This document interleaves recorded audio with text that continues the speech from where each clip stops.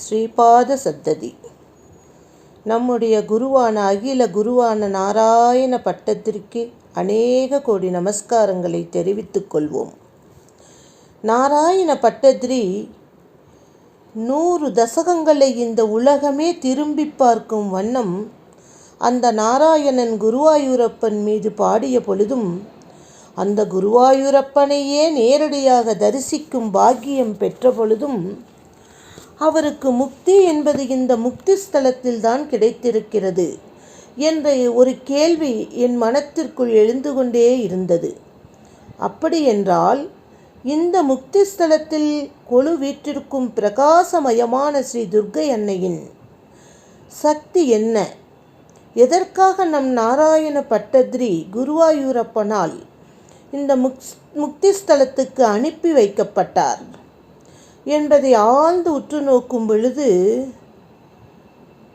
இந்த ஸ்ரீபாத சப்ததியை நம் கைகளில் நாம் கொண்டு வரவில்லை. நான் திரும்ப திரும்ப இதைத்தான் சொல்கின்றேன்.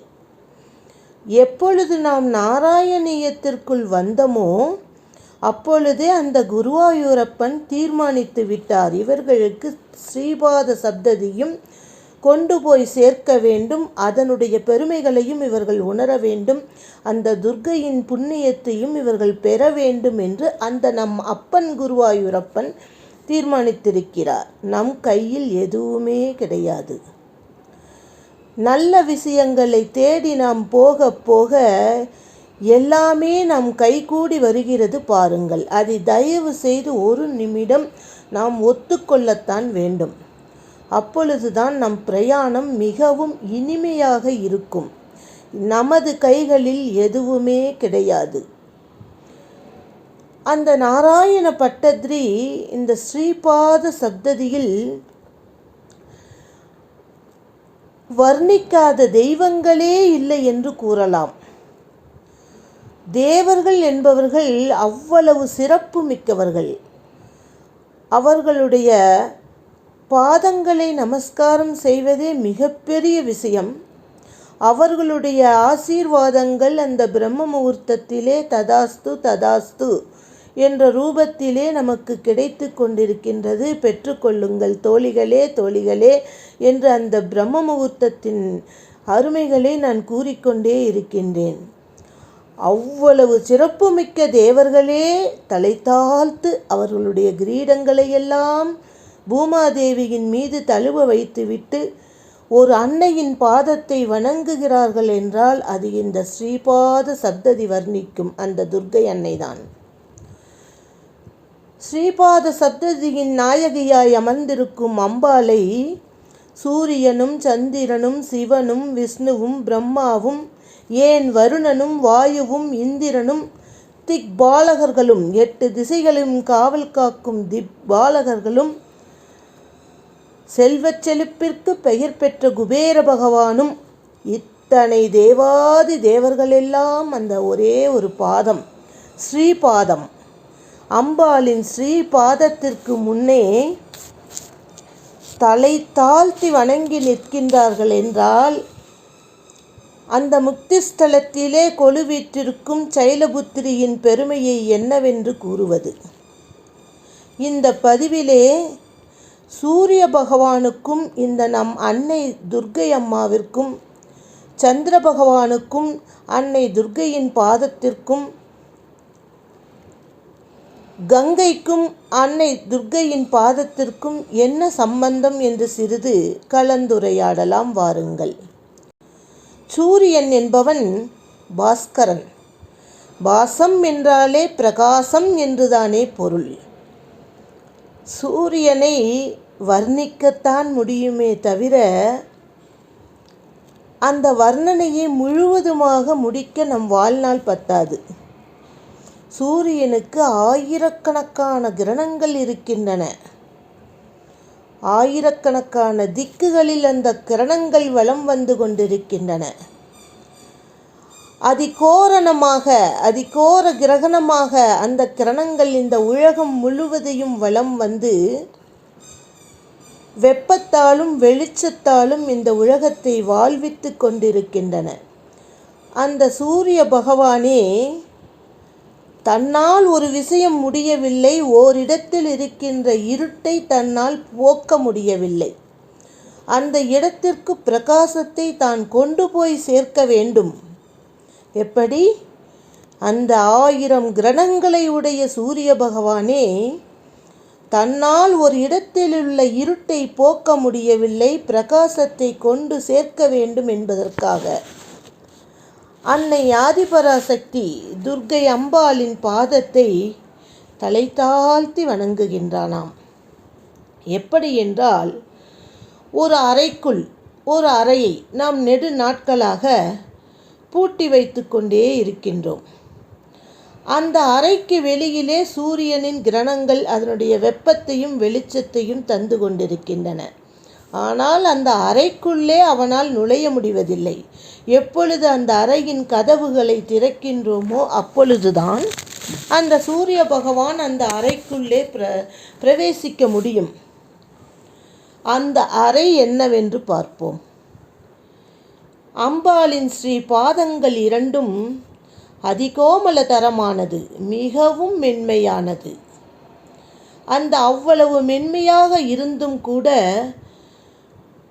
நம் மனத்தின் வெளியிலே உள்ள இருட்டையும் மனத்தின் இருட்டையும் போக்கக்கூடிய சக்தி அந்த மென்மையான பாதங்களுக்கு உண்டு. அந்த பூட்டி வைத்த அறை எது என்று புரிந்ததா தோழிகளே? நம் மனம்தான். நம்முடைய மனம் எதுநாள் வரை பூட்டி கிடக்கின்றதோ, அஞ்ஞானத்தில் இறை சக்தியை அறிந்து கொள்ளாமல் பூட்டி கிடக்கின்றதோ, அது நாள் வரை அந்த சூரியனின் கிரணங்கள் கூட அந்த மனத்திற்கு வெளிச்சத்தை தர முடியாதாம். சூரியனின் கிரணங்கள் மிக சக்தி வாய்ந்தவை, அவை கூட நம் மனத்திற்குள் நுழைய முடியவில்லை. ஆனால் அம்பாளின் ஸ்ரீபாதங்கள் அவ்வளவு தாமரை மலர் போன்று மென்மையாக இருந்தால் கூட அந்த மனத்திற்குள்ளே சென்று அந்த மனத்தின் இருளை நீக்கக்கூடிய அற்புதமான சக்தி படைத்தவை ஸ்ரீபாதங்கள். ஆகையினால்தான் சூரிய பகவானே முக்திஸ்தலத்திற்கு ஓடோடி வந்து அம்பாளின் பாதத்திலே விழுந்து நமஸ்காரம் செய்து, மனிதர்களுடைய மனத்தின் இருளை என்னால் போக்க முடியவில்லையே, உன்னால் மட்டுமே அது முடியும் என்று அன்னை துர்க்கை அம்மாளுக்கு நமஸ்காரம் செய்கின்றாராம்.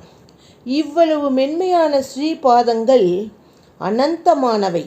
ஹிருதயத்திலே உள்ள இருட்டை கூட அது எத்தனை நாட்களாக, கோடிக்கணக்கான ஜென்மங்களாக அந்த ஹிருதயத்திற்குள்ளே இருட்டு அண்டி கிடந்தால் கூட அந்த முக்திஸ்தலத்திலே இருக்கின்ற துர்க்கை அம்மாவை வழிபட்டு இந்த ஸ்ரீபாத சப்ததி என்ற ஸ்லோகங்களை உச்சரித்தால் ஒரே சனத்திலே அந்த இருட்டு விலகி விடுவாம். நன்றாக கேட்டுக்கொள்ளுங்கள் தோழிகளே. இத்தனை நாட்கள் போனது போகட்டும், எவ்வளவோ மன இருளுடன் வாழ்ந்திருந்தாலும் பரவாயில்லை. அது நாராயண பட்டதிரி எப்படி குறிப்பிடுகிறார் என்றால், கோடிக்கணக்கான ஜென்மங்களாக இருக்கின்ற இருட்டை கூட அந்த அம்பாளின் தரிசனத்தை, ஸ்ரீபாத தரிசனத்தை செய்த ஒரு சனத்திலேயே அந்த இருட்டு ஓடோடி சென்றுவிடும் என்று குறிப்பிடுகின்றார்.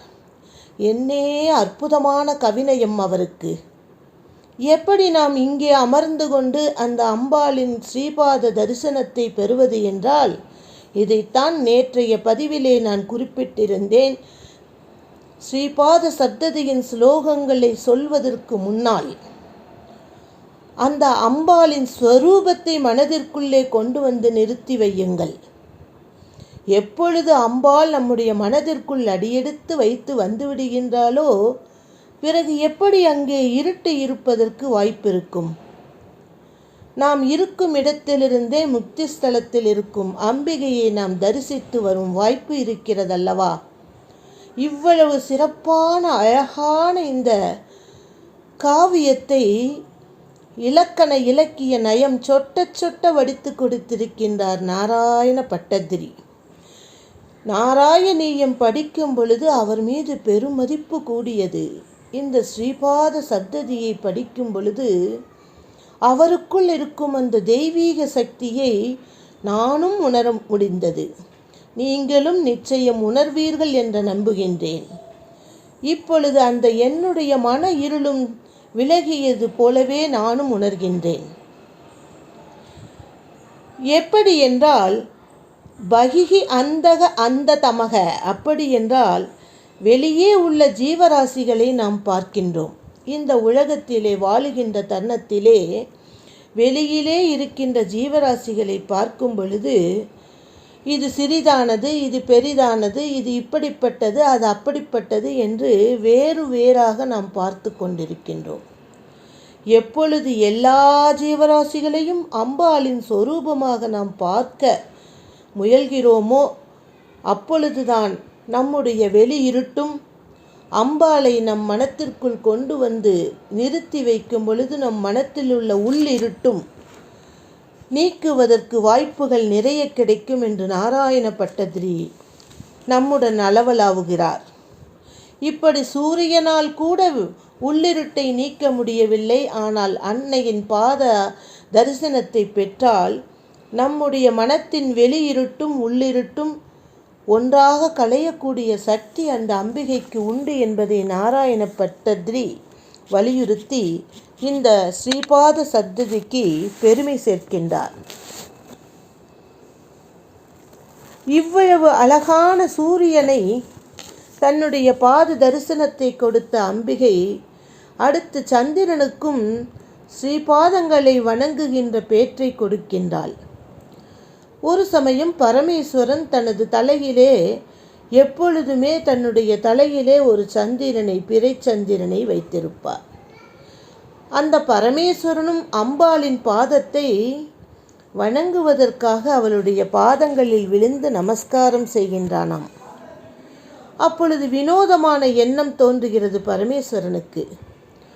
அந்த அம்பாளின் 10 நகங்களிலும் பரமேஸ்வரனின் தலையில் இருக்கின்ற சந்திரனின் ஒளியானது பிரதிபலிக்கிறதாம்.